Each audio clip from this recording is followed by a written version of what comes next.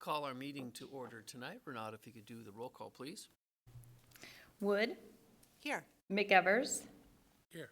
Gookin. Yes. Miller. Here. English. Here. Evans. Here. Can you change that? When we're so close together, I get confused. Sorry. So let's rise for the invocation. We have Pastor Stuart Bryan with the Trinity Church with us tonight. Welcome. Thank you for having me. Let us pray. Almighty and everlasting God, you are the creator and sustainer of all life. It is you who stretched out the heavens all alone, who spread abroad the earth by yourself, and who formed each of us from the womb. It's you who frustrates the plan of the wicked, who humbles the proud, and who causes the haughty to be brought low.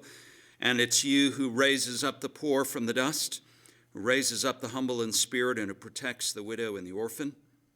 You turn wise men backward and make their knowledge foolishness, and yet you give the simple new knowledge and insight to those who acknowledge you. And so we pray this evening that you would grant that our mayor and that these men and women on our city council may have wisdom beyond their studies and beyond their years, that they may govern this city with integrity, with justice, and with truth, that they may acknowledge your Son Jesus and seek to conform their rules to his holy law, that they may prove themselves to be a blessing to our community. All this we pray in the name of the Lord Jesus Christ. Amen. I pledge allegiance to the flag of the United States of America and to the republic for which it stands, one nation, under God, indivisible, with liberty and justice for all.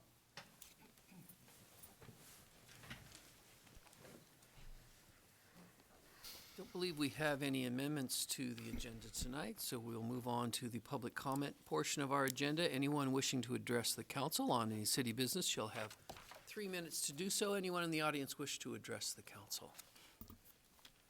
Doesn't look like it. We will move on to our presentations. Our first presentation is the annual report for Ignite CDA, and we have the Executive Director, Tony Burns. Welcome, Tony. Good evening, Mayor and Council.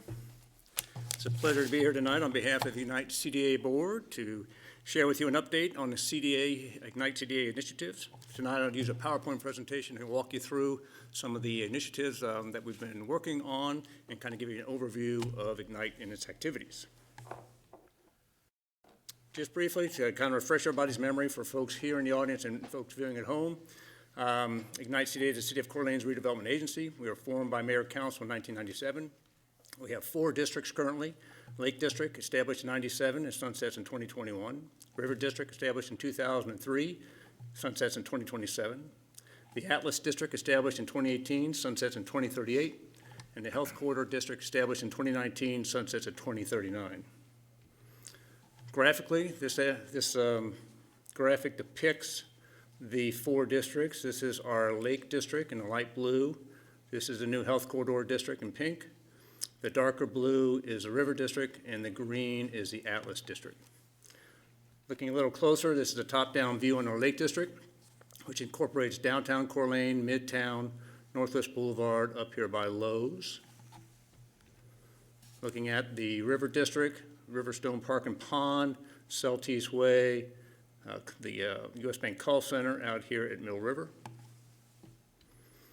This is the Atlas District in green, depicts the former Atlas Mill Site area.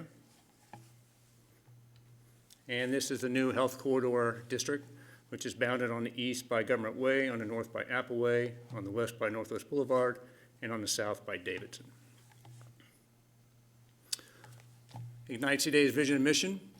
Our vision is to focus on economic prosperity, quality housing, and employment opportunities. Our mission is to focus on healthy neighborhoods, vibrant central city, a strong regional economy, superior public open spaces, quality jobs, and housing opportunities. I work for a volunteer board of commissioners, 9 volunteers in our community. Scott Hoskins is our chair, and Olivia Metz is vice chair. You can see we have a couple council members on our board to provide alignment with city council.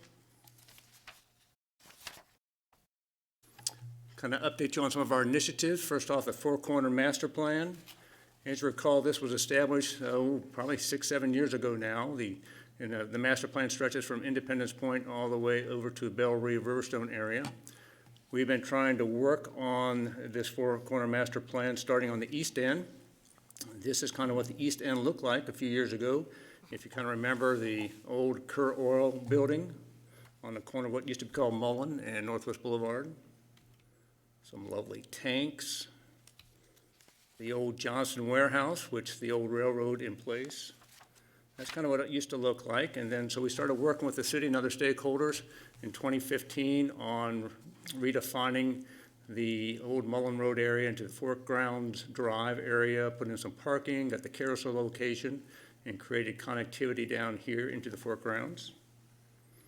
We continued on with the four-corner master plan by working a partnership trade with the city where we traded them some property for a future memorial park for a property they owned along North Park Drive to create a 10-unit subdivision.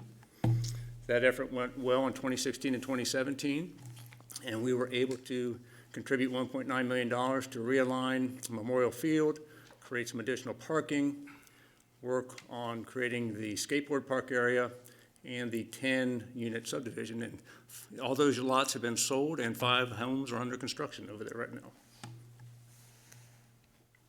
The final element in the four-corner master plan to date is the redevelopment of the Memorial Field grandstand. As you've probably seen as you've driven by, the grandstand is under renovation, and I've been told it's still on track to be completed in the spring of this year. This is a drone shot of kind of what the improvements look like to date.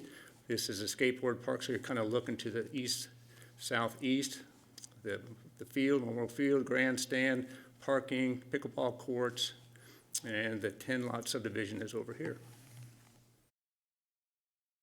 Higher Education Campus Initiative. Once again, a little background. Back in I'll look at Councilmember Woods, 2010, 2009, the North Idaho College acquired the DeArmond Mill site there that's outlined in purple. The lovely wastewater treatment plant is located there. We partnered with the City of Coeur d'Alene, NIC, University of Idaho, Lewis and Clark State College, and the Fort Ground Homeowners Association to kind of redevelop the old mill site. We put the roadways in, the roundabouts, put a couple new signals on Northwest Boulevard here at River and Hubbard, and created great connectivity within that area, and also created a new trail along the river behind the wastewater treatment plant. Just a couple shots that you've seen over the years, the roundabouts, the new roadways, and the trail along the river. So to complete our partnership with the higher education campus, we partner with U of I, NIC, Lewis Clark State College, BSU, ISU, and the state DPW in the tune of $2.3 million to build or construct the NICE building, the North Idaho Collaborative Education Facility, which has been renamed to the DeArmond College and University Center. This is the general location of the facility, and this is a current photo of the completed building. A very nice addition to the campus. Downtown parking facility, as you well know, Ignite constructed this in 2018 to the amount of $7.6 million, 4.5 levels, 350 parking spaces. We view this as a catalytic project for the downtown community. It has been well received, and I understand is functioning very well. Stimson Mill site. As you well know, this is one of our bigger initiatives at this time. This is a depiction of the old Stimson Mill site area. The area here is controlled by the City of Coeur d'Alene, and so is this right-of-way that currently exists through Mr. Lance Douglas's property over on the west end of the mill site. So Mr. Douglas owns this property as well as this triangular piece of property on the old mill site. So our partnership with the city and hopefully with Mr. Douglas over time will be to redevelop this former mill site. And to do that, we've incorporated the mill site into our Ignite CDA umbrella in 3 different ways. We have an extension of our Lake District along the Spokane River, the creation of the Atlas District in green, and the extension of our River District in these 2 strategic areas. Our current plan is to bring this conceptual development to fruition.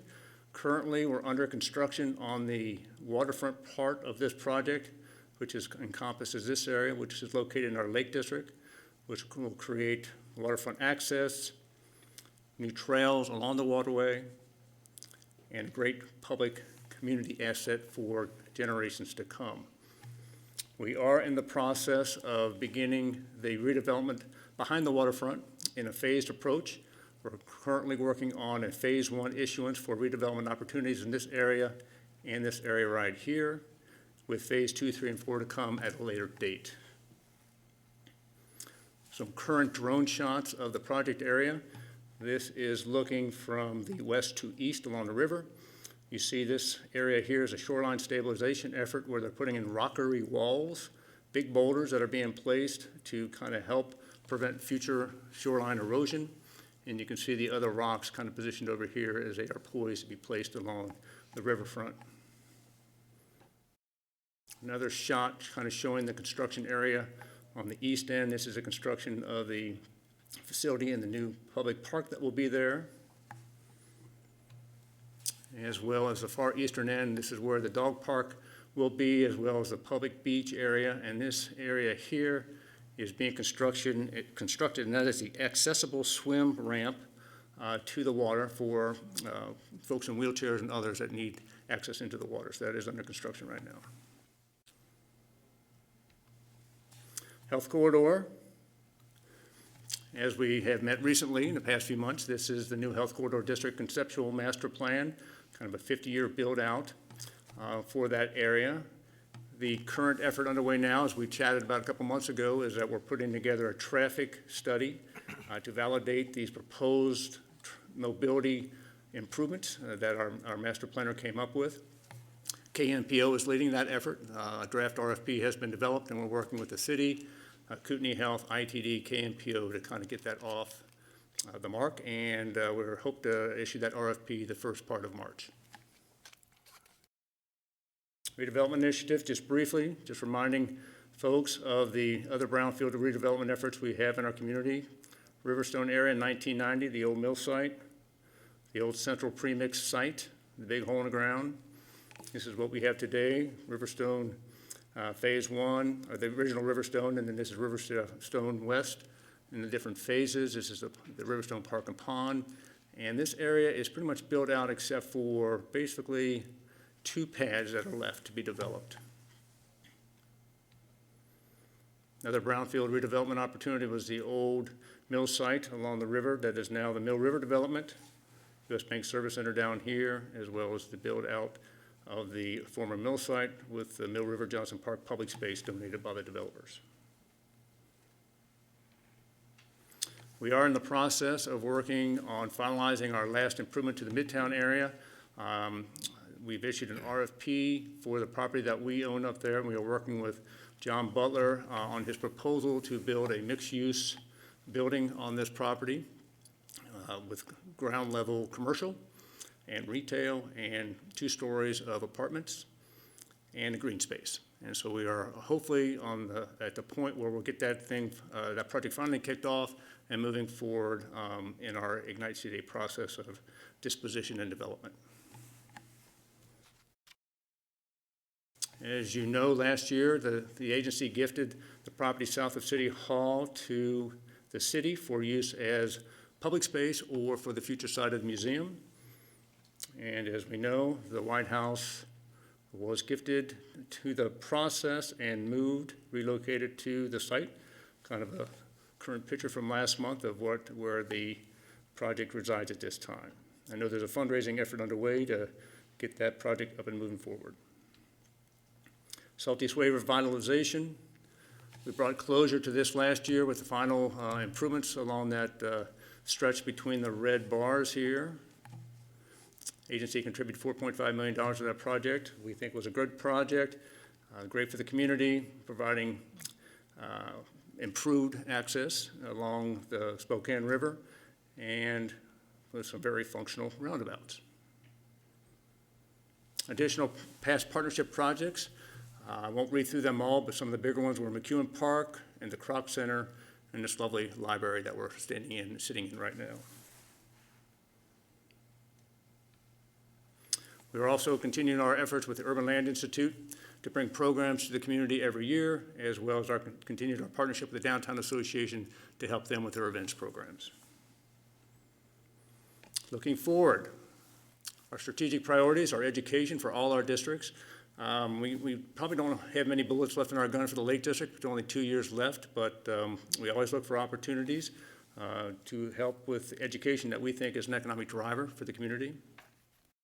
Housing, we continue to be a willing partner with the city to kind of help on housing opportunity in all our districts. Public space, we think it's critical to have value-adding public space in the community, and we look for opportunities to create the space as best we can. And we just talked about working with the city on the Atlas Waterfront project. I don't know what could be a better project on public space. Job retention, job creation. We continue our partnership efforts with Jobs Plus, City of Coeur d'Alene, Kootenai Health, and our partners at the higher education campus to identify opportunities where we can help with both creation and retention of jobs. Public parking. We'll continue to rationalize our abilities to help on this front in all of our districts. Mainly important in the Lake District, but we're kind of winding down on that. But there could be opportunities in the health corridor. Midtown, we'll continue our efforts with the city, Midtown property owners, and Midtown businesses to identify and create opportunities within the next couple of years as our district winds down. And the same for the downtown. We continue the partnerships we have to help create value for our wonderful downtown. That's all I have. I told her not I'd take 2 hours, but I thought I'd just speed it up for you since I know you have a little longer agenda tonight. Happy to answer any questions you might have. Woody? You referred to Stimson as Atlas, and Atlas is Stimson. What do we call it now? It is a former Stimson mill site, the entire part of it, but we're referring to the city-owned part as the Atlas part of it. Okay. And I'll try to back up here and show you. I started getting confused, and I thought, That's okay. So we kind of envisioned this entire area, maybe one more, this entire area as the Stimson mill site, and that we focus on this area as the Atlas portion of that.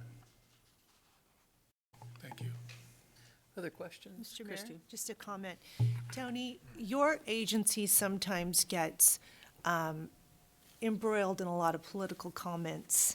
And I would just like to state that what you've showed us on the screen of all these incredible projects that have occurred inside the city, I'm just so grateful that this council has stood up and done the right thing with urban renewal.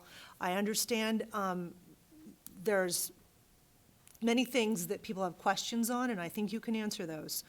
But overall, if you look at the projects in the city of Coeur d'Alene, it's just incredible what Ignite has done. And if you would take that back to your board for me, I really appreciate their hard work. I will do that. Thanks. Dan English?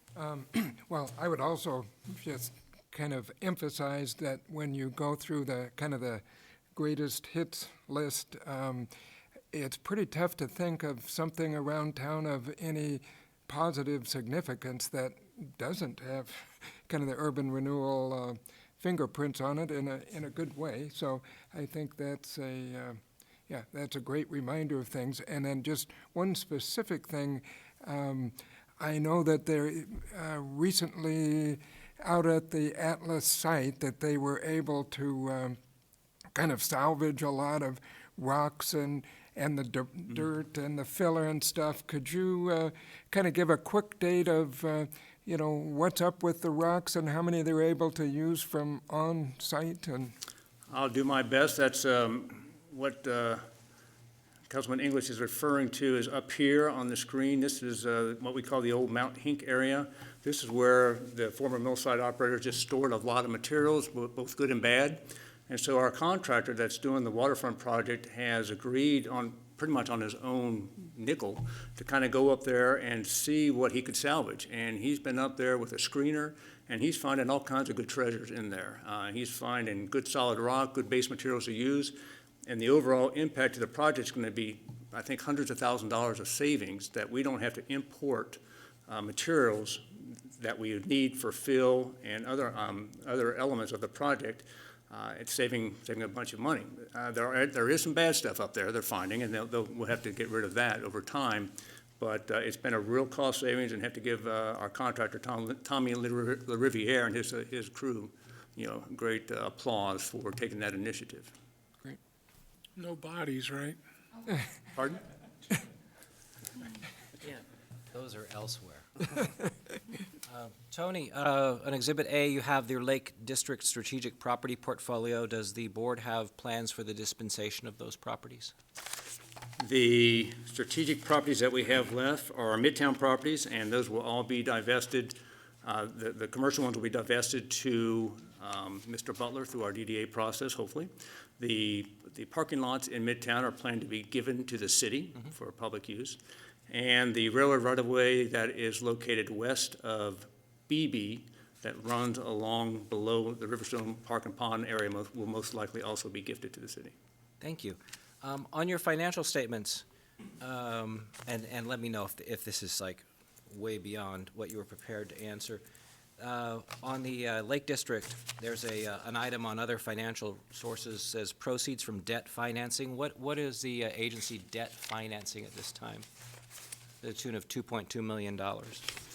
We are satisfying the debt that we have with Washington Trust Bank on our notes. We have 2 notes with our Lake District and 1 note with our River District. So those are tax anticipation notes that we are paying off as increment comes available. Okay. And then over on the other sheet, the balance sheet, under fund balances, it has a restricted amount. What's the restrictions on those amounts? It's $4.9 million. They just have to be used within the districts that they are allocated to. Oh, so that's the restriction. Okay, so there's not a plan for that? No. Well, you probably have it, but I mean. There's no encumbrances other than they just Okay. need to be spent within the districts. All right, and also I'd like to point out to council, so there's an item on the Lake District under expenditures for arts, and it's $94,500. And I would just like to see council, when the district goes away, that we continue that funding. So, I mean, because that was a concern that was expressed to me, because you guys do a lot of art funding for your projects, and when you go away, I would like to see that we maintain a level in there, that we're not pulling it away. Yeah, those funds, the board provides 2% of the increment annually to each district's arts fund, and that is managed by the city. So the River District will continue at that amount, but when the Lake District expires, then, as you say, that would have to be a decision made by council. Right, and it's part of our, I think, a larger decision we need to make with what goes on with the increment, the new growth we get when that district folds, and I want to start that conversation now so that it's not something that we come up to and, the arts people are going to say, well, wait, we're losing all this funding. I just want to maintain a nice level on that, so thank you. And Dan, the one thing about that arts, the $94,000, that's restricted, that has to be used in the Lake District. Once the Lake District closes, and if council decides that money will continue to go in the arts fund, it broadens that can be used in the whole entire city. Yeah, great. Rather than just the Lake District. So, any other questions for Tony? All right, appreciate it, Tony. Thank you very much. We will move on to announcements. Any member of the council have an announcement tonight? Mr. Mayor, Yes. if this is an opportunity, I would like to speak. Okay. Thank you. I'd like to speak about an article that was in the Sunday paper. You were in the paper, Dan? But I'm not. Nanny, boo-boo, But yes. I'm not going to speak to any of that. I don't think that. So I'd like to, if I may, Mr. Mayor. There was a couple of quotes attributed to the county treasurer, Steve Matheson. He said, "When I have taxpayers come in and complain that their taxes are going up, it becomes weary. I guess the thing that put me over the edge is the recent one is going to ask for $14 million from the Kootenai County Taxing Authority, and that is coming from county taxpayers for city property needs." So I'd like to speak to that. The facts. And it's really timely that Tony gave his presentation on Ignite. I appreciate that. Some people don't care for urban renewal. I can appreciate their feelings on that. But I like to focus on facts. So the city of Coeur d'Alene has the highest foregone tax in the entire state. They have $5,686,999 of uncollected taxes. It's very clear that this council, even though I've only been here for a month, this council, before I got here, they have a long track record of conservative tax increases. In the last 6 years, this council has only increased taxes by 5.5%. There were 4 years where there was a 0% increase. Kootenai County also has the largest foregone tax in the state, over $9 million in uncollected taxes. Again, the highest. This shows a conservative track record for county elected officials as well. Mr. Matheson claims the URDs are to blame for citizens seeing an increase in taxes. I won't say there's zero effect, but I will say that he's off the mark considerably. One only needs to look at the foregone balances to see he has failed to speak to the facts. Recently, Mayor Widmeyer put together a presentation with a well-done display of disparity between local tax assessments.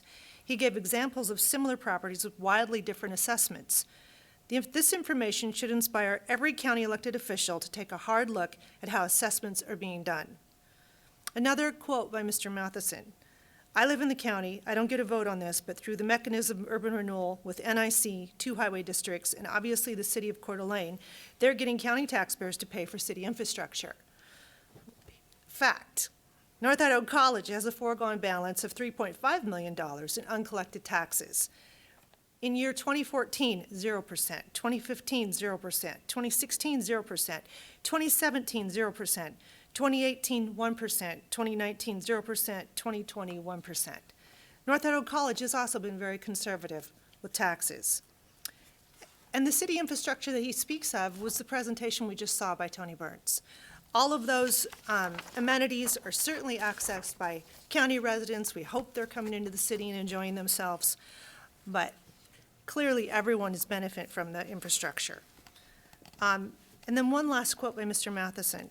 He said an advisory vote would, at very least, hold the decision makers politically accountable. So there you have the fact that this entire motivation is political in nature, and it's not fact-based. Thank you, Mr. Mayor. Yeah. Question on that, and maybe Tony can answer this. What's the relationship between tax increment financing and foregone? Does anyone know what that would be? I want to see what the impact would be. That probably is quite a math exercise, but I think I'm up to it. But I think what that indicates is that there are indications that urban renewal causes governments to have to raise taxes because the taxes aren't available to go into public, available to spend. So any of the increment is not available for the city to take for their budgets, right? The growth of the foregone shows that the cities aren't taking their 3%. They're taking much less than the 3%. So the foregone growth in both the city and the county is evidence that we're not taking all of the property taxes that are available. So I think that's probably the So the correlation. theory would be if that was really a burden on the taxes, that all of us would be taking 3%. If you look throughout the state, you can see a number of the communities that they have little to no foregone balance and they have urban renewal. So that would be evidence that they need to take all of their taxes maybe to make up for the urban renewal districts. I think what in Kootenai County that it shows is that the city and the county are not taking their maximum tax increases. So that's the correlation there. I can disagree on the urban renewal raises your taxes because I think it does, but I do think the statistics bear out that the city does a good job financially. Mm-hmm. I think we even though the property taxes have gone up mostly because of assessments, but I think fiscally we run a tight ship. Could run tighter, sure, but I think overall not taking that 3% every single year like a lot of the cities and taxing districts do is a testament to us keeping a lid on things. And over the last month, as the talk has come about property taxes, and the state has decided that they're going to make the decisions for us as far as what property taxes go, I just felt the need to, on my part, to really dig into it. And Dan, you and I have talked about this, is that the assessments are really the issue. Yeah. And what we're seeing in Coeur d'Alene, what we're seeing throughout Kootenai County, and I think what you're seeing throughout areas that have substantial growth is you are seeing a giant tax shift. And I could show you example after example after example where there are people that are paying less taxes in 2019 than they were in 2014. Their tax bill has gone down. And where do those taxes go? They have shifted over to other people that are paying more percentage-wise. So I know why people are upset about growing taxes, because their taxes have grown. But the people that are paying less in 2019 than 2014, we're not hearing from any of those folks, which is great. I mean, taxes going down is a good thing When it happens. when it happens, but not at the expense of others paying for it. Yes. Right. Yeah, so I think that's my point, is that we really need to take a look at the assessment issue, because that's a major part of it. And not to belabor the point here, but the school supplemental levies, it's the single fastest growing line item on anyone's tax bill, and I've supported every single one of those levies. I'm a huge supporter of public schools, but if the state's responsibility is to fund public education, they're not fulfilling the whole piece of that, because that's coming back on the property tax. And we want to fund public schools. We want great public schools, and the citizens of Kootenai County and Coeur d'Alene have stepped up to the plate, fortunately. But that's the single fastest growing line item on anyone's tax budget, are those supplemental levies, percentage-wise. So, Agreed. Kiki. Since we are fact-checking the advisory vote column, I had another item, and I didn't write mine down, but while Tony's here, it seemed that in that article, there was, I'll loosely quote, that it said that it went from a whiteboard conversation, the health corridor district, to a vote to become an urban renewal district. And as I recall, that there was a technical panel that was put together through CDA 2030 that studied that. Then there was multiple presentations back to council. Then there was a feasibility study that included an immense amount of public input and engineers involved in what that would look like before it came back to become a potential district. So I think that part of that article needed to be a little bit fact-checked too, is that it didn't go from a whiteboard idea to a district. There was a long period of a lot of council and citizen input on that. All right, is there anything else? It's the longest announcement. Yes, but I portion won't. we've ever had. All right, I had one piece of business. I'd like to appoint Teresa Runge to the Arts Commission. So moved. Second. Motion and a second. Any further discussion? All those in favor? Aye. Any opposed? Mr. Mayor, Motion I'd like to carried. move to approve consent calendar as it presented, including Resolution 20-009. Second. Motion and a second to approve the consent calendar. Any further discussion? Mr. Mayor, could Yes. I just have one point of discussion? I would like to thank Troy and Vonnie for the financial reports, and I understand these will be quarterly now? I'm pretty sure, right? Am I thinking the same thing? And I really appreciate, there were a couple of things, and I can come to your office and ask about. Some of the percentages were way over. And so I thought maybe you could help us with that, understand some of those. But I really appreciate that you put this in our packet so we can monitor where we are in the budget. All right, anything else? Roll call, please, Renata. McEvers. Yes. Gookin. Yes. English. Yes. Wood. Yes. Evans. Yes. Miller. Yes? Motion carried. Move on to other business. We have resolution number 20-010, approval of an amendment to the city's classification and compensation plan for a new classification of SCADA electrotechnician, pay grade 12. Probably a job you and I aren't going to do, are we? No, Yeah. no. This That's is why why we pay other Mike is people. with us tonight. And we have Melissa and Mike here. Thank you, Mayor and Council. So this is a new position being proposed to add to our classification and compensation plan. It's a SCADA electrotechnician, right? And obviously it falls in the wastewater department. So there was a position opened a few months ago, a wastewater operator 2, that left, separated with the city. And Mike looked at the needs of the department, and we talked about adding a different position, which is more electrical in nature. And so we put together a job description based on the duties that he needs, sent it to our consultants for review, and they came back with leveling it at a proposed pay grade 12. So currently, Mike has 5 budgeted operator 2 positions, and so he would like to not fill one of the vacancies and instead update his staffing levels and add this new SCADA electrotechnician. So I wanted Mike to come tonight as well, just to kind of give you a broader picture of the use of consultants that he does to help fill some of these current duties, and give you a better picture on how he plans to utilize the position. Thank you. So, correct in that we're currently utilizing outside contractors to handle a lot of these duties. The intent is not to hire an electrical engineer who's going to be able to go through and design something for us, but we're using these firms to, emergency on-call services is one of the areas that we categorize. And over the last, you guys looking at the bills all the time, I'm sure are aware, over the last several years, maybe last 3 years, we've spent over $200,000 on emergency on-call services. So a lot of that has to do with the technicality of the treatment plant now. It's really become a lot more reliant on instrumentation, electrical controls, and things like that.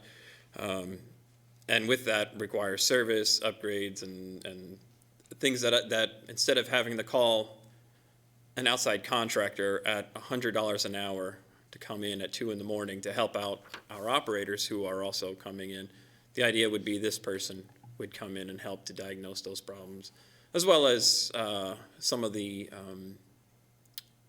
more simple projects. If we want to install a new meter somewhere, this person could do that. We don't need to bring in an outside contractor. This person could also, if you were to review the job description, we're requiring that this person has programming knowledge as well. So they'd be able to also program and get that new flow meter to function and control what it needs to control, for example. With regards to financing for this position, the idea was this would be a huge money saver. So, for example, the $200,000 over the last 3 years. The difference between the pay grade 10 that is in the budget and a pay grade 12 is, at the low end, it's $3,000 or so per year. At the high end of the salary, it's about $5,000 per year. So it really wouldn't take long to pay for it, and honestly, we're just excited about hopefully having this person available, somebody who can take ownership and say, you know what, this is my baby. These are my computers that I'm going to keep running.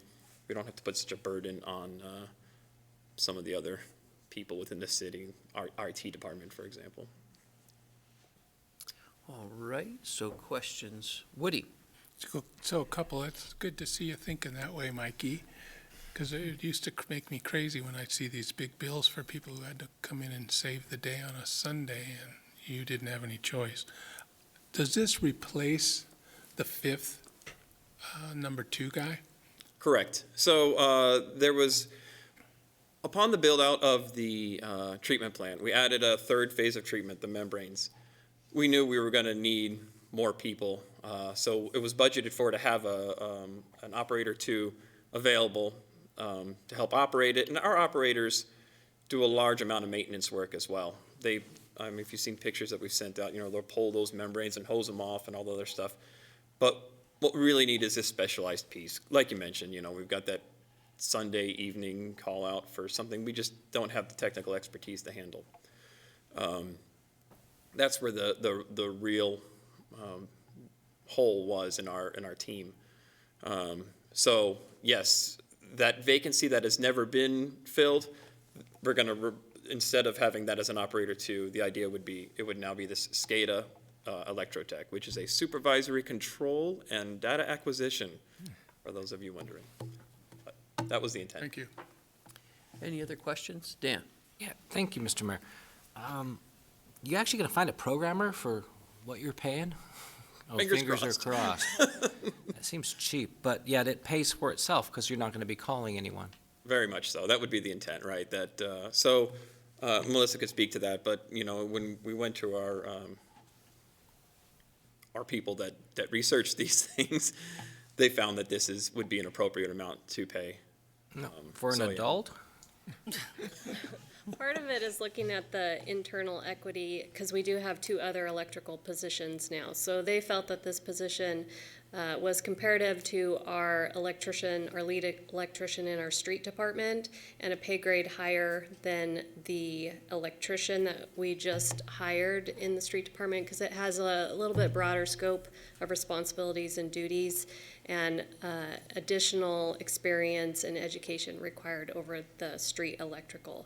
So they look at the mechanic position in wastewater, they look at the other electrical positions within the city of Coeur d'Alene, and came back with the pay grade 12. Okey doke. Any other questions? Dan? Just a comment, I think it's great thinking, and so, sounds good. Great. So Mayor, if, I'd like to move to approve Resolution 20-010, approving amendment to city's classification and compensation plan for a new classification of SCADA, electro technician, pay grade 12. Second.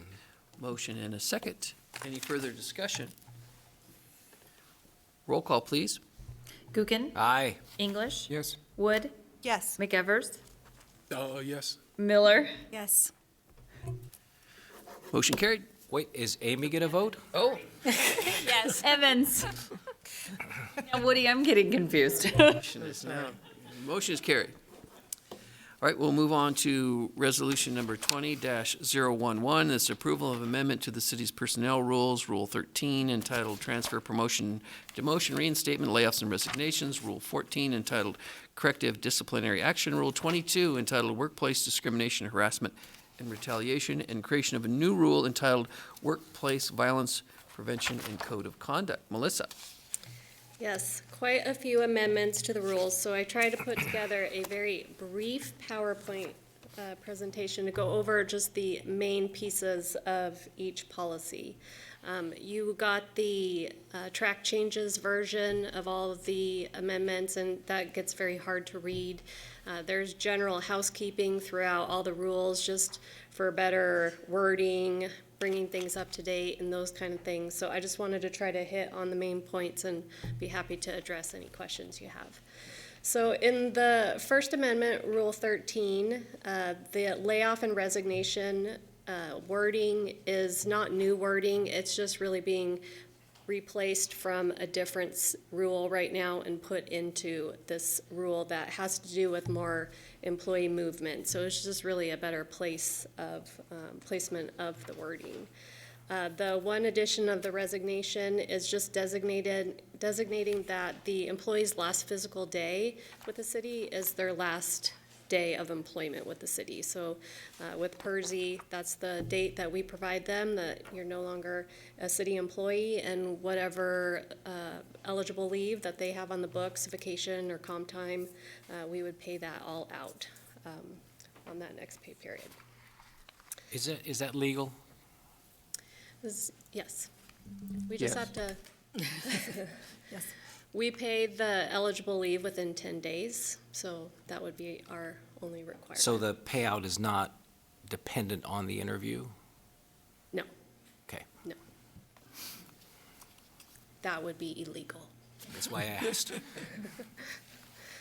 And then the suspension language, that was really just repetitive. It exists right now in our discipline policy. So whenever I come into a rule and I make amendments, I try to take out wording that just really isn't applicable anymore. It might be outdated or really old. We just never even look at it. So just trying to simplify the rules. The goal is to shorten the pages. And then just general housekeeping. So the disciplinary action, Personnel Rule 14, this probably had the most discussion regarding the amendments. Let's see. So the whole purpose of redoing the policy was really just to put language in there that better clarified the process from the very beginning of potential discipline all the way up to the end result of discipline. Really for employees and supervisors both, I would get questions about, if we get to some sort of hearing, like who's involved in that. It's not stated in our current policy, so that wording was added just for employees' understanding as well. So under the notification area, a couple changes there is, it now states in the proposed changes that HR will be notified as quickly as possible for any serious misconduct, potential serious misconduct, trying to get all the departments following the same process so we can look at any of the misconduct or investigations the same way. And then there was some clarity added on HR being involved in the investigations, which typically I do for all the departments with the help from legal, except our police department, which they have their own internal affairs lieutenant that generally does most of their investigations, or another supervisor, and I would be included with them in certain areas. Excuse me, one question here.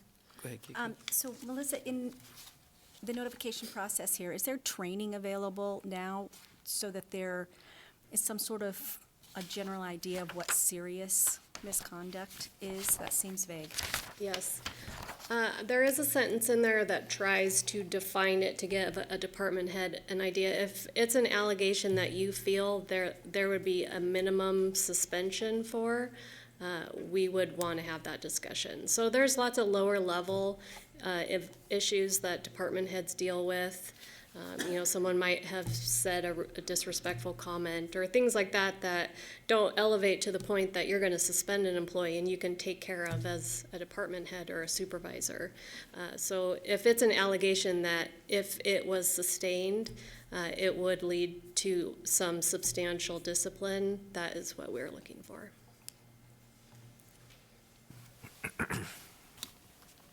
Okay, and then there is a paragraph in there on strikes, which that was added over a couple decades ago, and we've never had any issues with that, so I was proposing just deleting that wording. It's really not up to date or relevant.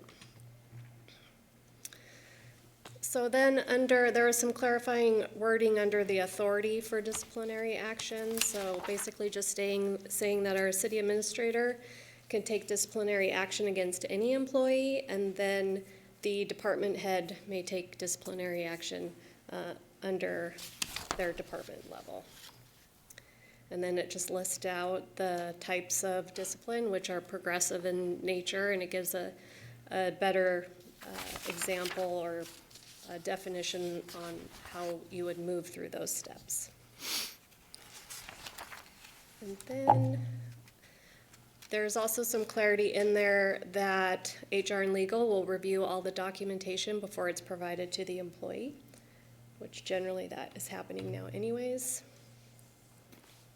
And then what I referred to earlier, when you get to the hearing or an intent to dismiss, is just telling the employee who would be involved in that process that they have the right to have any representation there, and that the final disciplinary action would be provided to the employee no more than 3 days. And then the investigative file, that was just added.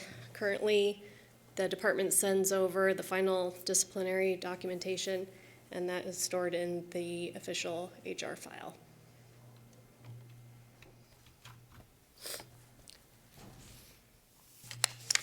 Okay, and then the next policy is basically, it's just a rewrite of our current policy with some better definitions, some better examples, just basically saying that we are going to, the city of Coeur d'Alene is committed to having a harassment-free workplace and the individuals that covers, which is basically any employee or elected official, volunteer intern that is doing and involved in city business.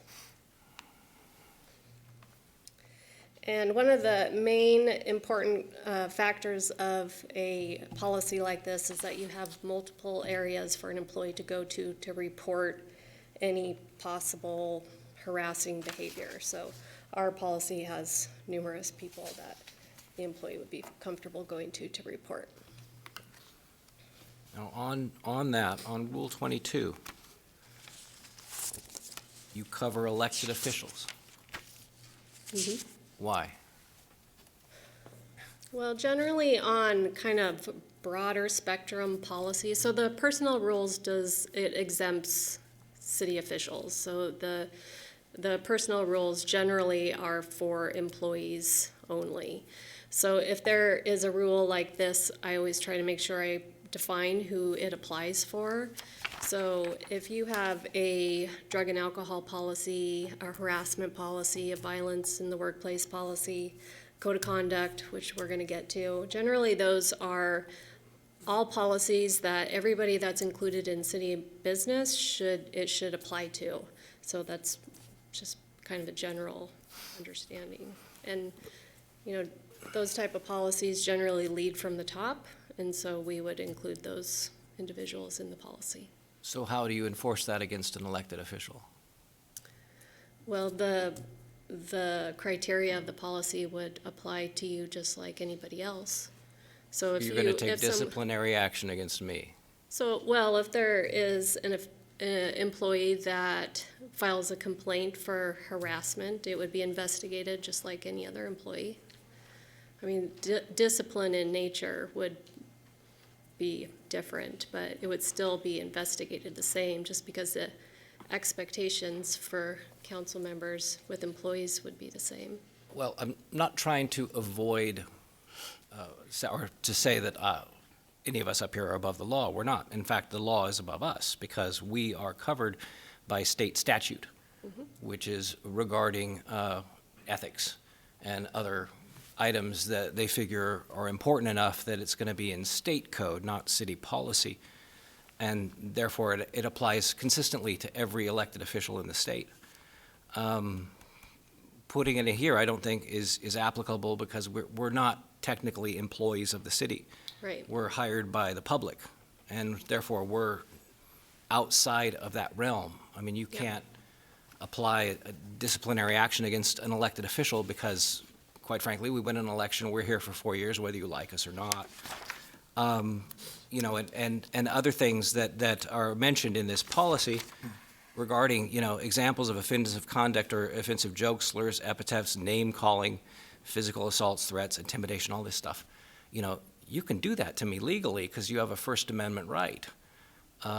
So it doesn't apply to me, and it doesn't apply to anyone up here. And so technically, I'm not saying we're above the law, I'm just saying that the law protects that kind of thing against an elected official. There's other examples in here that can be, when it comes to us, because we're different, we should be out of this. In other words, I'm saying pull us out because it's just going to be easier for you. Examples of conduct that might be considered retaliation are assigning employee to a less desirable task. So say suddenly the mayor decides he's going to appoint me to a real crummy committee assignment.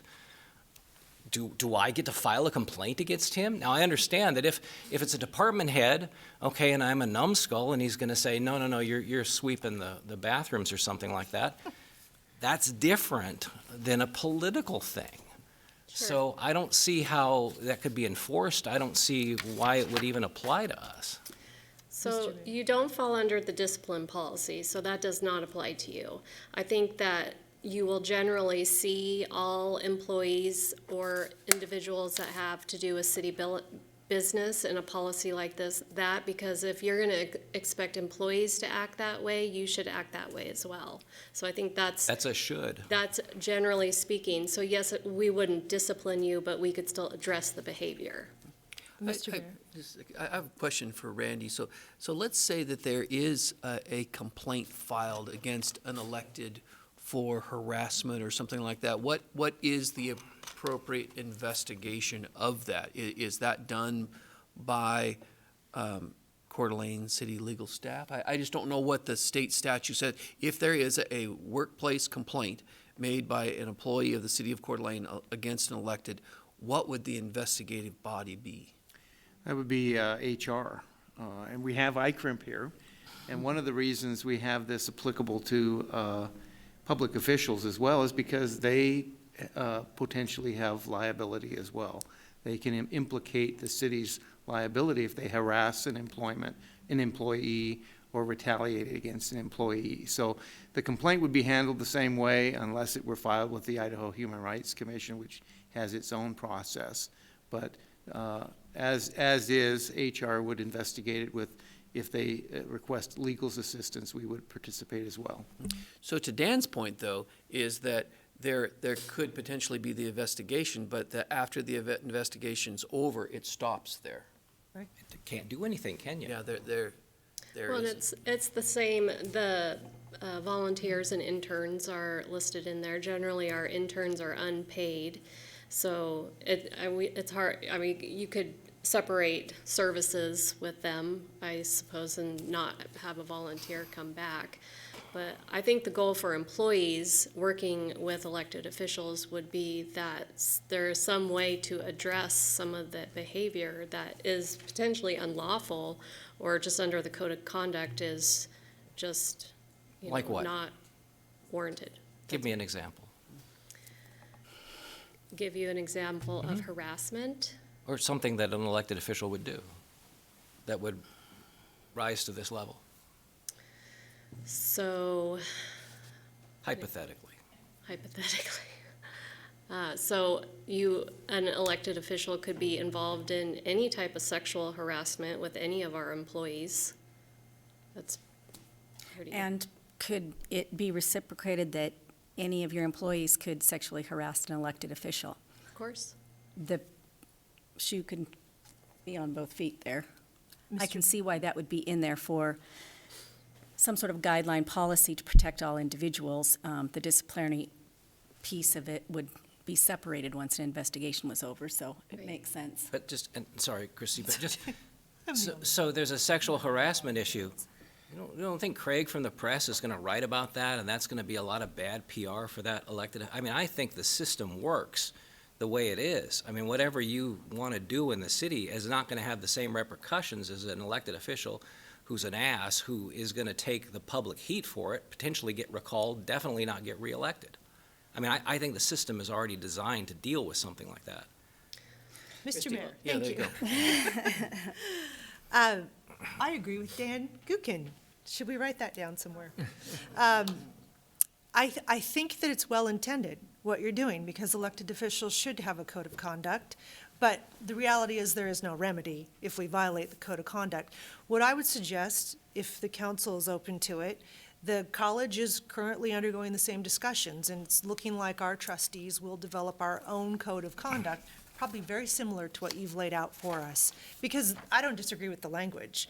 It's just that the mechanism, as Dan states, we can't fall under city policies and procedures where we don't work for the city exactly. We're elected officials. So I would suggest that we develop our own policy on behavior, knowing that there's not a lot of remedies. Probably the biggest remedy you could have is a public censure by this council, and then at the ballot box. But I'd be willing to sit on an ad hoc committee to work on policies for elected officials. That's developed by us. I'd be okay with that.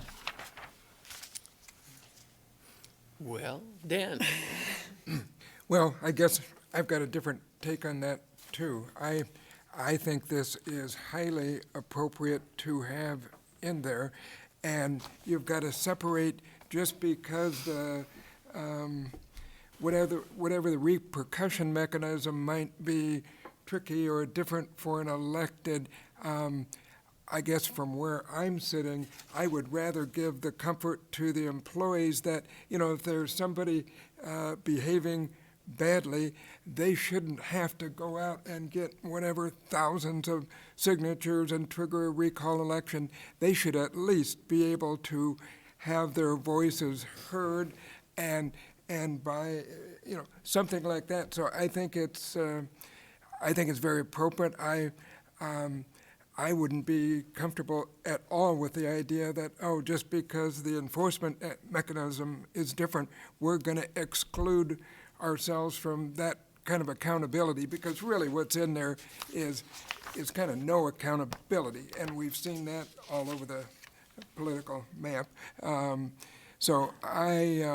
But the concept of having, I'm a licensed professional counselor, every profession, has a code of ethics, and, maybe there would be something in addition, maybe there would be something that would, in place of it, make some sense, but I guess my initial default position is I like that it's in there. Other comments? So, Melissa, I have a question on this. go ahead. Thank you. By retaining the elected officials under who is covered, does that provide the tool in your tool belt for, in the unusual and hopefully infrequent case that one of us was being harassed by an employee, does that provide you with the tool that is needed to address that employee? Do you see what I'm saying? I'm looking at it from the other angle, which has happened. Yeah, I think the employees are covered under this policy, so Okay. you being part of it would include everybody. Mr. Mayor? Yes, Christie. Just to Dan's statement, Dan, I don't think there's any disagreement that we should have a code of ethics. We're just suggesting that we write it and it be our policy. It's not in the city personnel policies. The world that I come from, what I'm used to at the college is we have what we call board policies. These would be like council policies. We're not part of the same personnel rules that the employees are. They're our own separate policies, but the intent's the same, that we have a code of conduct and we do our best to follow it. And it wouldn't preclude any employees from filing a complaint against us if we're not listed in this as it's written today. So in this workplace discrimination, harassment, and retaliation policy, what part of this, if you were to write your own policy, would you not include? I guess would be my question is, why would we need to have two different policies? Because it's not enforceable. And But that you how can't, is- we can enforce ourselves. We can regulate ourselves. We set policy for ourselves. That's correct. But having basically our underlings tell us how to act is out of place. Darlene's? I guess but there still needs to be a mechanism of investigation. So if it comes to where council would write their own code of conduct, it would have to be connected some way for an investigation policy, right? I see I see Dan English's point, but I also see Christie and Dan's point is that there can be a code of conduct, but it has to be connected with that investigation. Who investigates it? If someone comes to Melissa and says, you know what, this person is doing this elected official is doing this, there has to be a mechanism, something tied to, if council does their own code of conduct, that it's tied to that. So, Randy, is that something that's, everything's possible, but how do we do that? If you have a separate policy, then you would have to include that mechanism in that policy. Right now, in the policy, Section 6 deals with the investigation. And if council adopts this rule with the inclusion of the public officials, the elected officials, then you have approved that. So that is your policy for your body, if you've approved it with that language in there. So you can do it either way. You can have a separate policy, or you can have this policy included in the personnel rules, which gives notice to the employees that if they're harassed or retaliated against by a member of the council, they have a way of addressing that, rather than going through a separate policy. And you would have to have somebody investigate it from your point of view, and it's just a matter of how you want to word it. Kiki? So, Randy, and a follow-up to that, so that if the elected officials are left in the current policy and there was an accusation of some kind, the investigation process would be the same, but to their point is there's no disciplinary element. So is there, at that point, state-level statutes that would guide what the actions would be, or are we just going to be in the public eye for trial like Dan committed? So I guess that's the last piece that I'm fine with it being in there, because I think it's on both, it protects staff and it protects the officials regardless of where the accusation comes from. I think the piece that we need to address is if there is an investigation and it finds that there is some inappropriate activity that's happened, what's the next step?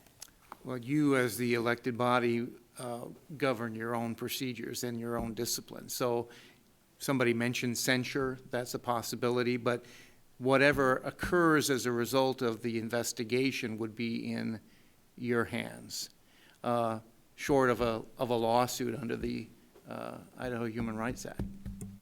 So if we were to move forward with this policy, does there need to be an additional disciplinary action paragraph written specifically for elected official after an investigation?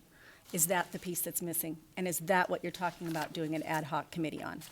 I think that what Dan says, that's governed by state statute, and we could write whatever we wanted, Right. but it wouldn't mean anything because state statute would be over the top of it. There's no Then why remedy. does it matter at this point? Well, it's just that the way this code is written is unenforceable. Right. Well, it's enforceable if you adopt it. No, it's Not for not, elected because you officials. can't terminate me. There's no termination provision in this rule. In Section 6, action may include discipline up to and including termination. But you're not subject to discipline. But Randy, it Then doesn't why say put it that. in there? It's a protection for the employees. It gives them an option or an we're not avenue to employees. investigate this, other than going to the press. But Randy, they always have the opportunity to go to HR if there's an elected official harassing them. Or their But there's no department head. rule, if there's no rule, what does HR do about that? They can't do anything now. They can't do anything to an elected official now. They can investigate and report back to council, and council can decide what they will do about that. I Right think now, we- council has no investigative body to look into those issues. Do you have a precedent? Not offhand. See, Dan, English. So if we adopted this tonight, when does it go into effect? Tomorrow. Immediately? Okay. So, again, I guess I would circle back to, I support having it in there, leaving it in there. And that would make it immediate. And at the same time, there might be, I would like it if there were some kind of, potential for disciplinary for an elected or something. Obviously, we can't supersede state code and in essence the termination, but there's a heck of a lot of stuff otherwise, and then if they find something to add that to, we could amend it, but anyway, that's where I'm at. I And would just there are things about, as I hear your concerns, I understand those. I took a lot of this language actually from the ICRIM policy, so that's kind of why I made sure that I included those non-typical employees such as interns and volunteers and the elected officials. I really just took that from the ICRIM policy. And I don't disagree with policy for elected officials. I disagree with where it's at. I think we should have our own standalone policy. There are other areas in here I won't get into tonight that don't comport with state law that you've thrown elected officials into. If we had our own standalone policy, it would just be a council policy, and we could adopt it. It shouldn't be in personnel rules.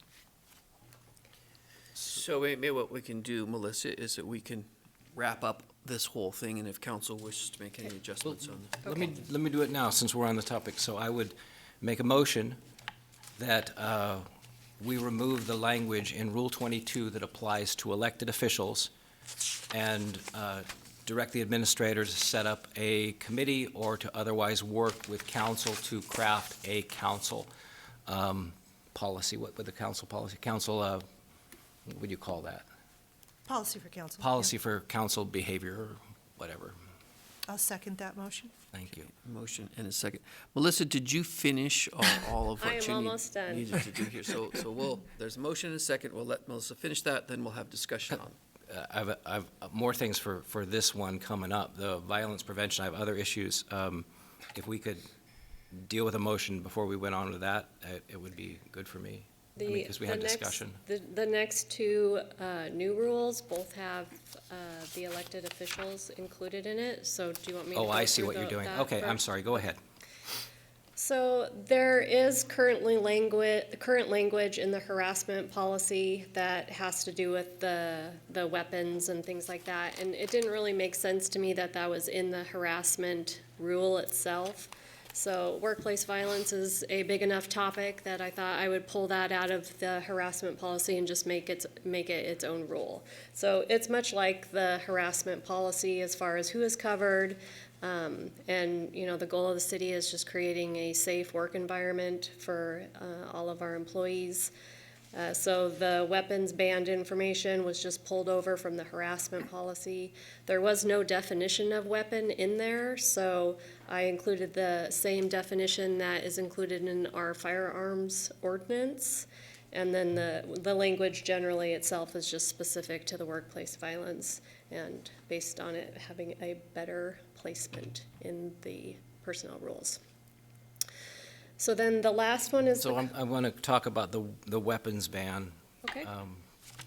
And probably, I don't know, I'll just say what I'm going to say. So, yeah, big Second Amendment supporter here.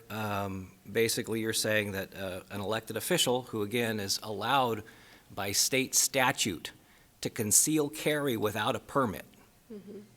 you're saying that we can't do that in any city function.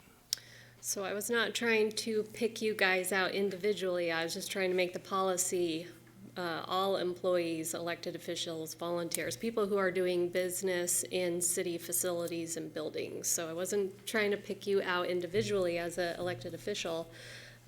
But generally speaking, an employer can make a policy that says our employees walking around our buildings are not going to be carrying weapons with them. So the intent of including the elected official was just like the harassment policy, being that it's a bigger picture,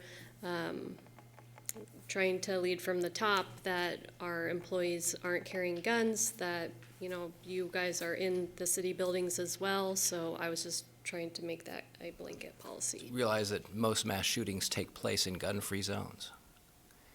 And the other thing is, so you have a library employee who's gone through the training and has a concealed carry permit because she doesn't want to be attacked on her way to her car in the middle of the night when she's off work, and we're saying she can't have a gun.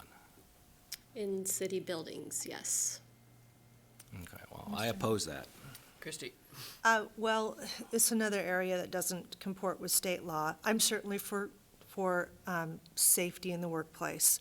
But frankly, once again, elected officials it doesn't apply to.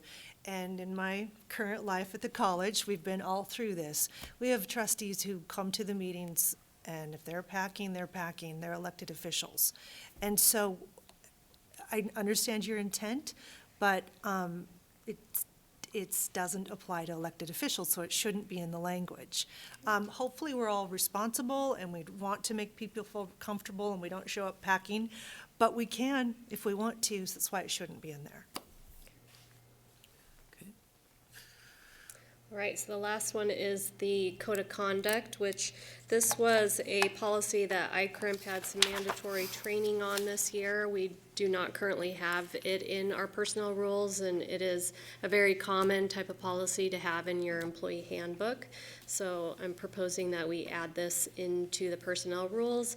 It's really just a basis behind expected and unacceptable behavior of our employees. So it just provides some simple, reasonable set of expectations of what you will do at work and not do. The old areas of discipline, I moved that out of that rule and placed it in the code of conduct. So now all of that is in one area. And then the good thing is it also fulfills our training for ICRIMP once we get this out to employees. And again, this policy applies for all of those that we've talked about. Does this cover bullying? The code of conduct, yeah, it has specific language in there about that. Okay. So one of the things that I want, so tonight, I know this is kind of a, popular topic, but if we could please have people ask to be acknowledged. I'm sorry, sir. We've kind of got out of protocol a little bit about people just jumping in, so we'll try to heed that rule. So anyway, questions for Melissa, if there are any further questions on the whole entire thing, and then we'll get back to the motion at hand. Christie? Mr. Mayor, back to the code of conduct. Ms. Litt, you asked earlier for examples of how maybe a council policy would be different from personnel rules. And just off the top of my head, I mean, there's a couple of things in here that just would not apply. Being prompt and ready at work. Right. Dress standards, even though we all try. Certain things that just do not apply to council. And so that's why I'm a strong advocate of separate policies. Not trying to say we don't need policy, just our own separate policies. And we can cherry pick from your work of what applies to us.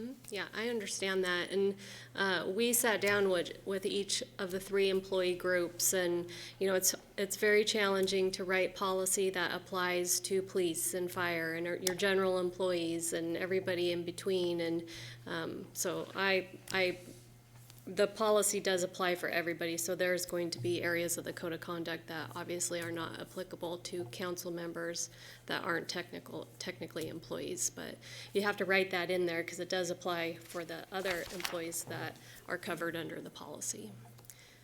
So just real quick, I just want to follow up on that point that the employee groups, we did meet with all 3 of them, and we went through and adjusted some of the language, and they had some concerns with different areas, and we were able to reword things and change some of that language, and all 3 employee groups were supportive of the proposed changes tonight. So other council questions for Melissa on the overall presentation that she had? Any other questions on that? If there are no other, then, Woody, did you have something? So I'm a little confused, so help me here. So this hasn't been through any committees or any council involvement at all. It just, here it is, right? And these items are coming up. In the past, has council elected officials been involved in all these? Has our names been on these policies? So like the drug and alcohol policy, you're in that policy because that's something that applies, that council decided should apply to all employees, and that was a long time ago that was originally wrote, but even at that time, I believe some of the elected officials put their name into the random drug testing to be part of that and lead by example. I remember when I got elected, I stopped taking drugs. That was the deal. There you go. We're supposed to, right? Peace out. I know you guys still think I'm out. I'm not. So other questions for Melissa? So Dan, your motion again. We're not, maybe if we'll repeat Dan's motion so we know what we're going to discuss here. I was just wanting to clarify if it was an approval of the resolution with all of those subsections with the removal on Rule 22 of references to public officials and have the administration work with council on a separate policy. But that was specific to 22, so I just want to make sure. It was actually just to remove it remove elected officials from their policy. It wasn't to approve, it was just to remove the language, and then there would be another motion to approve after it's been removed. So that would be in the harassment rule, the workplace violence rule, and the code of conduct. That it's listed in all 3 of those. I think Dan wanted to strike electeds out of everything. Yeah. Is that right? You wanted to- Correct. Okay. Second was that. Okay. So this is just to strike electeds out of there, and then you're going to come back, because I think you have some other changes too. Yes, thank you. Okay. So there's a motion and a second further discussion on that motion. Mr. Mayor, so just clarify, strike these, but the motion also was, we'll come back and we'll write policy. We'll have policy that protects employees and protects the council. Just, we want to be included, we don't want to be in personnel rules. We need our own separate policy for a governing body. So what I would like to do, so this doesn't, my main issue is protecting employees and having a way to investigate that, and I don't want to have any gap in there. So we say that once this is approved, this takes effect tomorrow, but if we strike electeds, there is an avenue for investigations. So I'd like to put a date on when we can bring that back. Good. If we can, and maybe we could, if it's approved, then maybe we can come back and set a date, but I would certainly like sooner rather than later. I don't want this to extend out. And Mr. Mayor, is there a reason why this entire policy has to be approved tonight? I guess we could have an effective date. So Well, that we can bring our own policy forward. Well, I think it would be good to, I mean, if we can agree upon this piece of work to move this forward and the amount, and what we're taking out of it is the electeds, I think that piece can be brought back. It's basically we're removing that from this amendment, these amendments. So I'd like to get some work done if we can tonight. So any further discussion on the motion that's on the floor? Okay, so roll call, please, Renata. Okay, Oh, do you I want just wanna does anyone need to be, does everyone know what we're voting on here? Does anyone need anything repeated? Clarify. Please. You want it repeated? Woody? Yes, Okay, so please. if you could, one more time. Good. Just wanted to clarify whether we're just still talking about Rule 22. So what I have is motion by Gookin, seconded by Wood, to remove the language in Rule 22 that references public officials and have administration work with the council on a separate policy. Correction, through the entire policy, not just Rule 22. Okay. All right. How So- about remove so- the language in the proposed policies? Thank you. Okay. Any further discussion amongst council? Woody? So the elected is eliminated from the whole policy, and a new policy will be written. Specifically for electeds. Electeds. Okay. Renata, would you like a roll call on that? Roll call, please. English, No. Wood, Yes. Evans,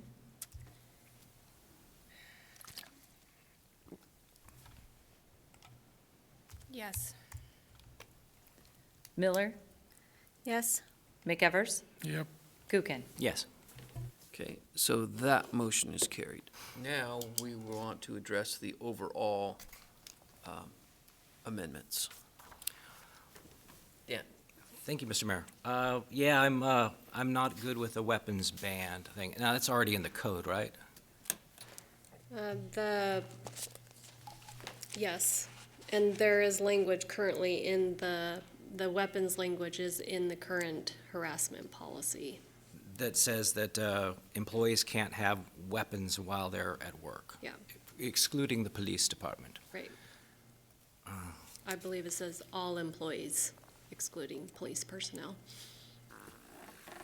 Well, you know, I don't think I get any traction making a motion to just remove that, but I would vote against the entire thing because I don't want to restrict anyone's rights. I'll just let that hang out there. Okay. Other council comments on this? Kiki? Mr. Mayor, at this point, if we make the motion to approve this, can we add the motion to put an end date on the council policy that we discussed in this motion? As Mike Gridley says, we can do whatever we want. We could, Mr. Mayor, Yes, Dan? thank you. One thing we can do is we can make an effective date.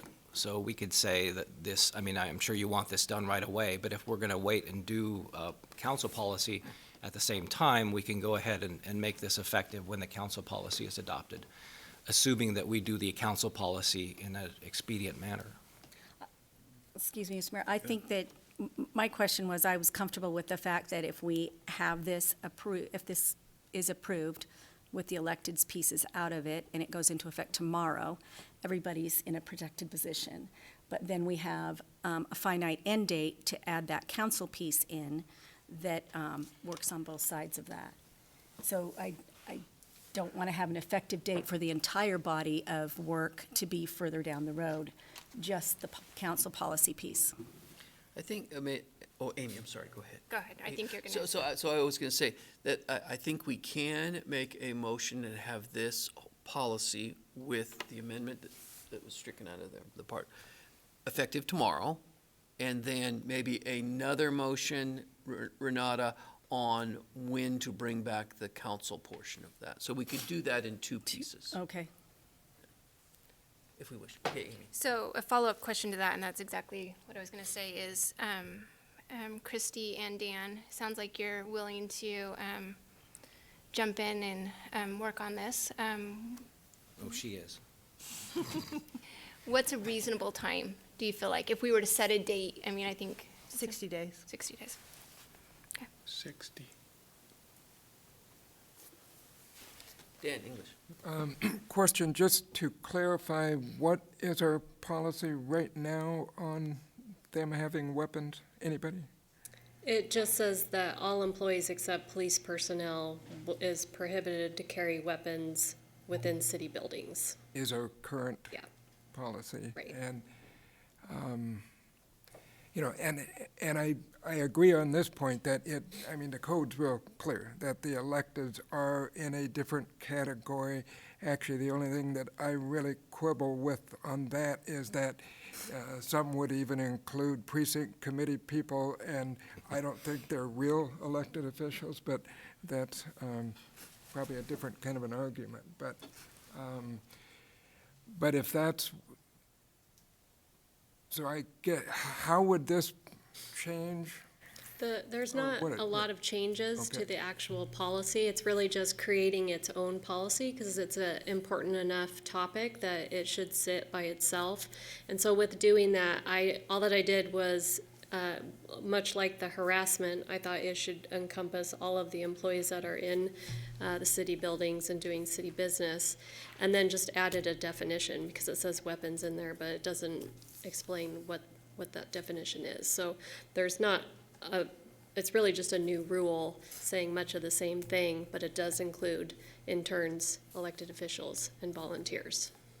Mr. Mayor? Christie. Maybe I didn't understand the last motion like I thought I did, but I thought Dan's motion was to remove elected officials from the entire personnel rules. That's what it was. So that would apply to what Melissa's bringing forward now, so we really don't need to Right. worry about it.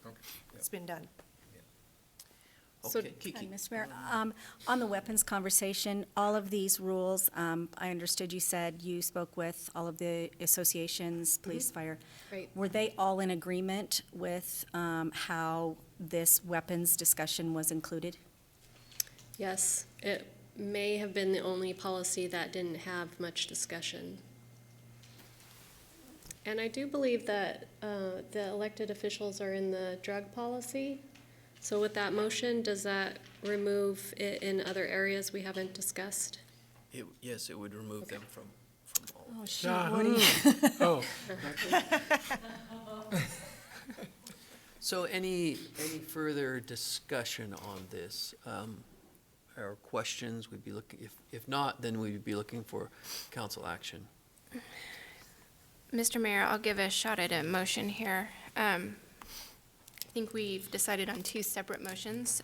So the first being, I'll move to approve resolution number 20-011, approving amendments to the city's personnel rules, Rule 13 entitled Transfer, Promotion, Demotion, Reinstatement, Layoffs, and Resignations, Rule 14 entitled Corrective Disciplinary Action, Rule 22 entitled Workplace Discrimination, Harassment, and Retaliation, and creation of a new rule entitled Workplace Violence Prevention and Code of Conduct.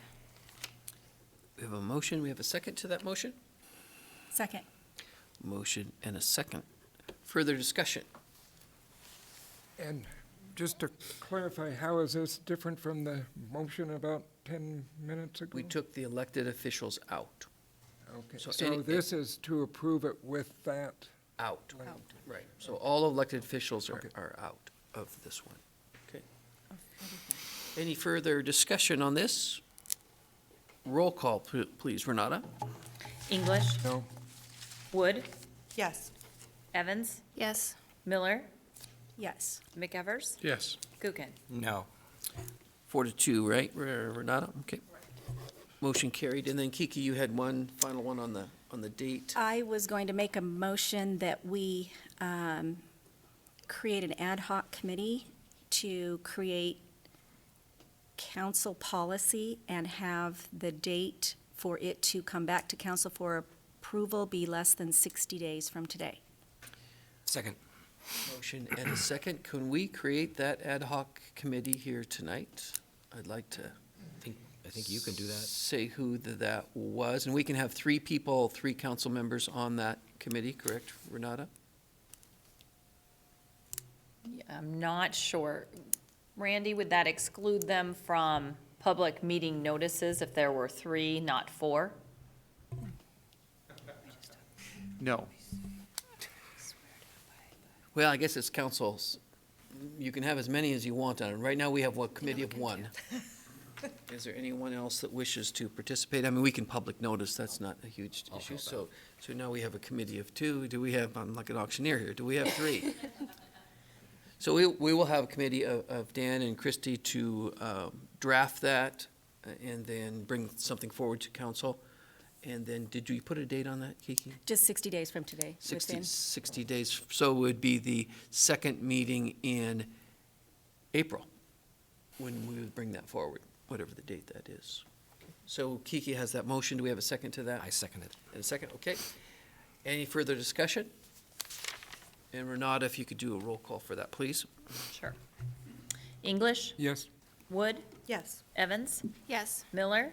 Yes. McEvers? Yes. Kukin? Yes. Okay, motion carried. Thank you, Melissa. Now we'll move on to disaster dogs. Resolution number 20-012, approval of memorandum of understanding with Idaho disaster dogs. Tom. Good evening, Mayor and Council. I think I have an easy one for you here. So the reason I'm here this evening is seeking approval for the MOU between the City of Coeur d'Alene and the Idaho Disaster Dogs. The main reason I'm up in front of you this evening is this is a renewal of a 5-year MOU between the two, and we made 2 minor changes to the MOU. The first one being number 1 in the MOU, we've proposed an increase from $4,000 annually to $5,000. And on item number 6, we changed some wording. The original wording was, I believe it said 12 canines and handlers, and we changed that to 6 canines with handlers. And we also have some support staff that is included in the canine team also. With that, I would entertain any questions. Council questions for Tom? Kiki? Go ahead. Woody? So, Tom, Yes, so we pay to have these 6 dogs in the program, yes. and then we pay to take care of them, to feed them, to house them, to do all the medical stuff? This money doesn't cover any of that. Right, so the Idaho Disaster Dogs, they created a 501c3 back in 2005 because they're an important component of our, what was called the USAR team. Now it's Idaho Technical Rescue Team. There was no funding mechanism for the canine team, and so they created their own 501c3, and they've pretty much survived on charitable donations from 2005 to 2012. And at that point, we entered into an MOU with them where we agreed to give them $4,000 a year to help offset the costs of the canine program. Some of the examples are, so we have a vet on staff, so they get a reduced vet cost annually, but it's around $200 a dog a year for vet services. That's if there's no injuries. Of course, when the dogs are really young and as they get older, those costs climb, and when they're in the middle between 3 and 6 years old is where, we see that cost plateau out.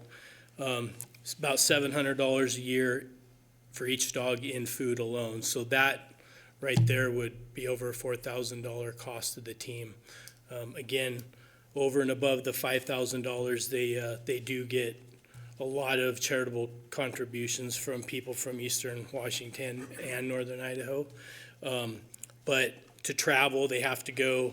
The certification tests that they do aren't typically in anywhere near Northern Idaho, so they typically have to travel to California, Arizona for these certification tests. And the team pretty much floats the cost for all of the travel at this point. and we're trying to support them with those other, offsetting those other costs. When you guys get called out, you guys went to Florida, I think, or some islands. How does that pencil? Who pays for that? So we have 2 canines on the Washington Task Force right now, so it's part of the FEMA team. And then we have Jeff Sells. He had a dog that retired. He's also on the task force as a safety officer. So when they get deployed with the task force in Washington, so they're the ones that went to both hurricanes in Hawaii, Florida. So we cover their shifts while they're gone. We keep track of all the costs to cover their shifts, and then of course when they get back, we get reimbursed fully for all the costs that we incurred for their travel. Yeah. Thank you. Kiki? My question was similar to Woody's, but I just was referring to how this worked when we had, I think they were dispatched to the avalanche at Silver Mountain not too long ago. Can you tell us a little bit about that? As far as costs? And how does that work within this program? So when we're requested, that's a mutual aid request. So we have mutual aid agreements with 5 northern counties and pretty much in the state of Idaho. So when we go over to the avalanche, we average probably 8 personnel a day over there for the 3 days. The dogs were used primarily in the first 2 days. And then the 3rd day, it was more of a recovery effort, so we didn't need the canines over there then.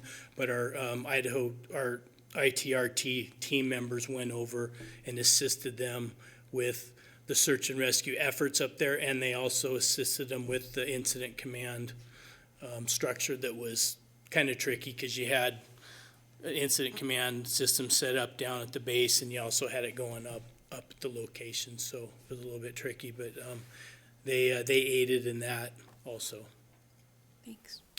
And yeah, we do not recover any costs for that. It's a mutual aid deployment. Any other questions for Tom?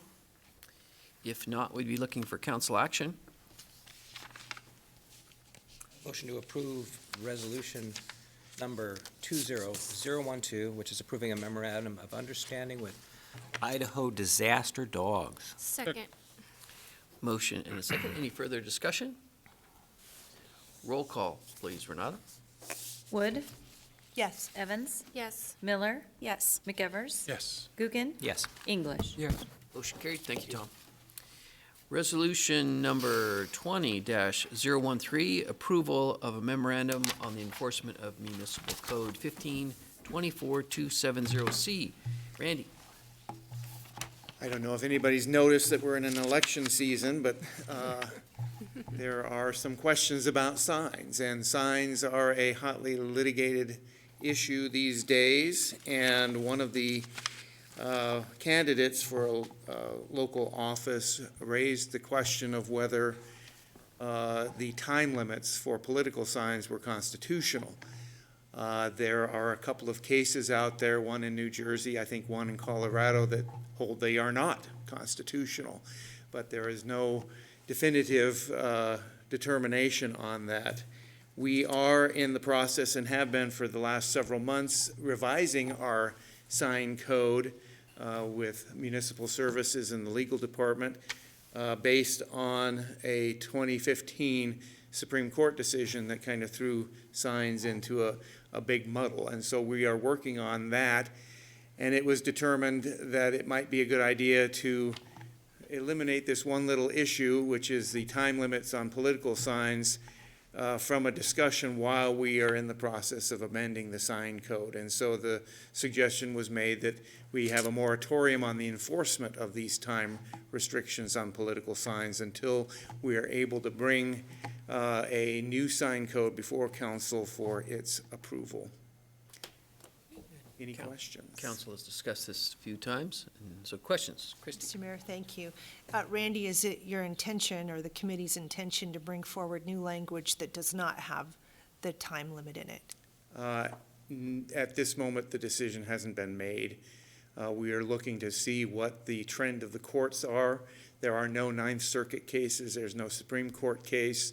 There's no Idaho State Court case, appellate court cases dealing with time limits on political signs. And there are opinions on both sides, that this is a unique issue, and we haven't decided if that is a issue that we want to bring before the council. Okay, well, I don't, will there be a mechanism, Mr. Mayor, so the council has input before you bring something to us? Typically, on an ordinance, we would bring it to the council for, to tear it apart, to go through it piece by piece. We certainly could have workshops. There is nothing set at this point. And one more item, I'm curious I know there are a lot of moving parts in that sign ordinance that's being rewritten, and there's probably other challenges in other areas. Do you have a time frame on when you will be bringing that complete package forward? It will probably occur before the election, before the general election, certainly. I don't know if it will make its way out of the various offices before the primary elections. Okay, thank you. This year, certainly. Any other questions? Dan? Thank you, Mr. Mayor. So Randy, the thing that we're having the moratorium against is the duration, or is the time. So Correct. in other words, they can put up the signs now, but they still have to pay the fee. They Correct. still have to get a permit. They have to obey the placement rules, and they have to remove them after the campaign. Is this correct? Well, the removal is a time frame, a time restriction as well, but all of the other things are not covered by this moratorium. And this covers also, say, non-candidate signs. So if someone has an issue-related sign, they can put that up on their property. Correct. Okay. At this point, our code does not distinguish between election, political signs, and general issue signs. That's probably something that should be addressed. Thank you. And the big issues we all know is signs in public right-of-way. They drive Renata crazy. Don't put signs in public right-of-way, right? They are prohibited by the sign code, and that's not part of the moratorium. All right. All right, any further questions or discussion? If not, we'd be looking for a motion. I would make a motion to approve resolution number 20-013, approving a moratorium on the enforcement of Municipal Code 15.24.270C. Second. Motion and a second. Any further discussion? Roll call, please. Evans? Yes. Miller? Yes. McEvers? Yes. Coogan? Yep. English? Yes. Wood? Yes. Motion carried. We'll go on to the next item, approval of Community Development Block Grant, Community Grant Awards for Plan Year 2019, and providing directions to staff to negotiate contracts with the United Way, Lake City Senior Center, and the St. Vincent de Paul. Hillary? Great. Good evening, Mayor and Council. Yes, so the decision point tonight is to authorize staff to enter into the contract negotiations for the 2019 Community Development Block Grant for the Community Opportunity Grants. And so the three organizations are United Way of North Idaho for kindergarten boot camp for $44,000, which falls under the public service funding, and for Lake City Center for ADA restroom improvements for $45,000, and then for St. Vincent de Paul to partially cover some of the necessary improvements for their HVAC repairs at the Help Center for $95,000. So as I was just here a couple weeks ago with you, talking to you about community development block grants, so this is under the 2019 plan year, and so HUD allocated for us for that year $329,815. And so based on how we kind of structure the grant funding, we have available for the grants $196,520. And so that was what we were seeking for groups that were in the community that were looking, that can qualify for the low to moderate income that are eligible for CDBG funding to apply for the grant funding. So we went out in last October and did a bunch of outreach to our community members. We have 185 people that are stakeholders that we mail to. We did all the social media blasts to let people know of this opportunity, as well as Michelle Cushing had gone out and spoke to groups individually and let them know this was coming up. And so we did also have a workshop on October 10th at noon to also let people know about the opportunity. We only received 6 applications, and so obviously There's great need in the community, but not everybody was ready at the time to apply. We convened an ad hoc grant review committee, and so that group met on January 7th, and Councilmember McEvers is on that group. In your staff report, you can see the other community members that help us review the grant applications and then make the recommendations. So the total of those 6 grant applications exceeded the grant funds, and so that's why we're before you with only 3 of those this evening. The one thing I did want to mention too is that the Lake City Center request, the ad hoc committee did ask them if they wanted to submit for an addendum to increase that cost so that they could cover some of the Davis-Bacon requirements, just because typically those kind of contracts, the costs go up just based on kind of the cost of materials and contractors' work. And so I apologize that wasn't in your first draft of the staff report, but I wanted to make sure you were aware of that slight increase. And then the other thing with the St. Vincent de Paul, they had applied for more than the grant committee felt like they should be granted just based on the total amount we had available. So the committee recommended just funding half of that and asked them to look for additional funds. And so they have applied to Avista to match that additional amount. So if all of these grants are awarded, the total amount would be $184,000, and there would be a savings or a remainder of $12,520. And the goal with that would be we could move that into that emergency minor home repair program for now, unless there was some other eligible program council wanted. It could not be under that public service. So the Meals for Wheels, for example, that's already capped out with this. So just wanted to kind of bring you up to speed on those. This is really just a request to allow staff to move forward with the contract negotiations, and of course, we would bring those back to council for approval. With that, I'd stand for any questions. Questions for Hillary? I guess one question that I have is on the, and maybe Woody can help with this, on the Lake City Senior Center, the amount of $45,000. Do you guys already have the bid and that is covering that cost? So the $45,000, you're not going to get into it, and the way this building market is today, then it comes in at 50, right? You guys are comfortable with that? We'll beg the rest. Okay, all right. So if it does come in more than that, they can come back for an additional funding? They could if they're within kind of that threshold, so it's possible on that because that's a public facility and not the public service. So Right, okay, all it's right. possible. Any questions for Hillary? If not, we'd be looking for council action.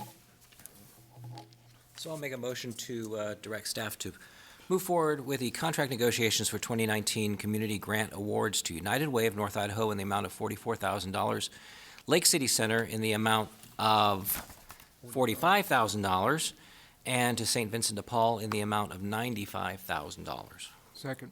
We have a motion and a second. Is there any further discussion?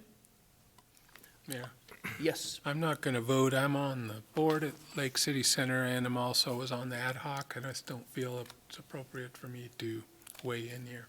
Okay, all right. Any other discussion? All those in favor? Aye. Any opposed? Motion carried. We'll need So- action for executive session. Motion to enter into executive session pursuant to Idaho Code 74206I to engage in communications with a representative of the public agency's risk manager or insurance provider to discuss the adjustment of pending claim or prevention of a claim imminently likely to be filed. Second. Motion and a second. Is there any discussion? Roll call, please.